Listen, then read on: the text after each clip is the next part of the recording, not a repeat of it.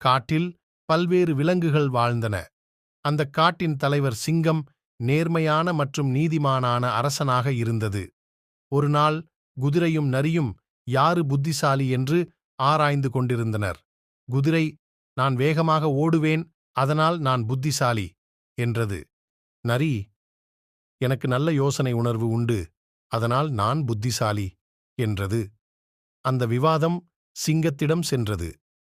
சிங்கம் இருவரையும் அழைத்து, உங்களுக்கு புத்திசாலித்தனத்தை நிரூபிக்க ஒரு தேர்வு உண்டு என்றது. சிங்கம் ஒரு பெரிய மரத்தின் மீது ஒரு கொய்யா பழத்தை வைத்தது.